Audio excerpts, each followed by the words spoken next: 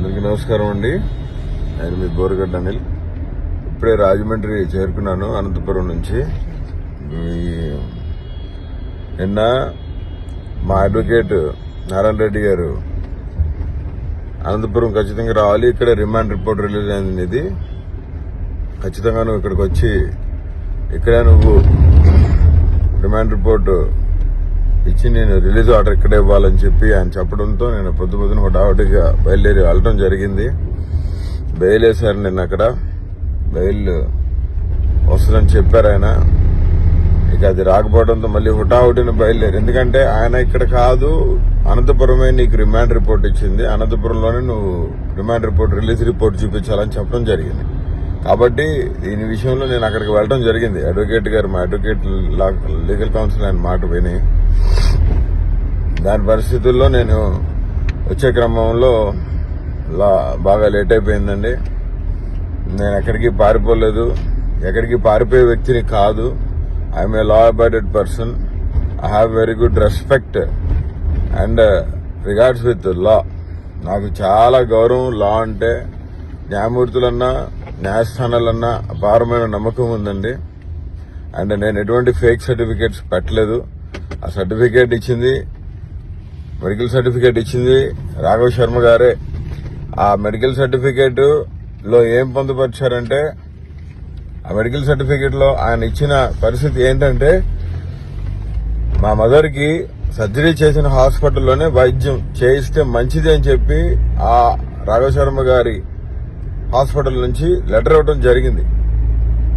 ఆ పరిస్థితుల్ని తప్పుదోవ పట్టించి నా బెయిల్ రాకుండా చేయాలని చెప్పి చేస్తున్న ప్రభుత్వం కుట్ర. రెండో విషయం, నేను ఆల్రెడీ చెప్పడం జరిగింది, నేను ఇప్పుడిప్పుడే నా బిడ్డలు, నేను నా భార్య రాజమండ్రికి రీచ్ అయ్యాము. నేను ఇక్కడ సెంట్రల్ ప్రిజన్ దగ్గరికి రీచ్ అవుతున్నానండి. కొన్ని నిమిషాల్లో నేను సెంట్రల్ ప్రిజన్ దగ్గరికి వెళ్తాను. అండ్ న్యాయం పైన, న్యాయ పోరాటం, న్యాయాలపైన, న్యాయస్థానాలపైన, న్యాయమూర్తులపైన అపారమైన నమ్మకము, విశ్వాసం ఉందండి. నేను అట్లాంటి వ్యక్తిని కాదు, ఎక్కడికి పారిపోలేదు, పారిపోయే వ్యక్తిని అసలు కాదండి. గత 4 నెలలుగా నేను ఇక్కడే సెంట్రల్ ప్రిజన్ జైల్లో ఉన్నా. అన్యాయంగా నా పైన కేసులు పెట్టి వేధిస్తా ఉన్నారు. నాకు సంబంధం లేని కేసుల్లో కూడా నన్ను వేధిస్తా ఉన్నారు. హైకోర్టు 41 నోటీస్ ఇమ్మని చెప్పిన తర్వాత కూడా నన్ను వేధిస్తా ఉన్నారు. న్యాయ పోరాటం చేస్తాను. నా కన్న తల్లికి బాగలేదు, ఆవిడ చావు బతుకుల్లో ఉన్నారు. ఆవిడకి బైపాస్ సర్జరీ అయిన తర్వాత కూడా చెస్ట్ వూండ్, ఆ సర్జరీ చేసిన పుండు మానలు చీము పట్టి ఇన్ఫెక్షన్ అయ్యింది. దాన్ని కూడా కోర్టు వారి దృష్టికి తీసుకుపోతాము. ఖచ్చితంగా న్యాయం గెలుస్తుందని చెప్పి, సజీవుడైన దేవుడి మహాకృపతో నాకు న్యాయం జరుగుతుందని చెప్పి మనస్ఫూర్తిగా విశ్వసిస్తూ నేను సెంట్రల్ ప్రిజన్ దగ్గరికి రీచ్ అయిపోయాను. దయచేసి మీడియా వారు కూడా ఎవరో తప్పుడు కాదు మా కుటుంబం గురించి రాయొద్దండి. ఎందుకంటే మేము బాధల్లో ఉన్నాము. అందరికీ ఇబ్బందులు వస్తాయి.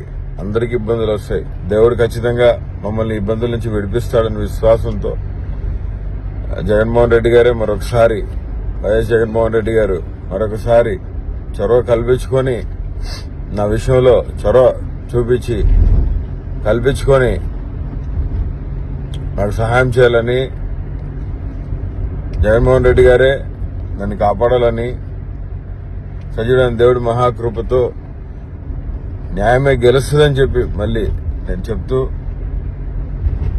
ఖచ్చితంగా నేను లాకి అబాయిడ్ అయి ఉండే పర్సన్ నేనండి. లాని వయోలేట్ చేసే వ్యక్తిని కాదు. అనంతపురం నుంచి ఇక్కడికి రావడానికి లేట్ అయింది. రాత్రంతా ప్రయాణం చేసి బండి తోలుతా నేను, మా అంకుల్, మా చెన్నాయన్ గారు, మా తమ్ముడు, నా భార్య, నా బిడ్డలు, నా చిన్న బిడ్డలు అండి ఇద్దరు, నా కొడుకులిద్దరితో సహా కూడా ఇక్కడికి రావడం జరిగింది. దయతో ఎవరు కూడా తప్పుదో పట్టించదని చెప్పి మనస్ఫూర్తిగా వేడుకుంటూ, నేను మీ బోరుగడ్డ అనిల్ కుమార్ అండి. Thank you.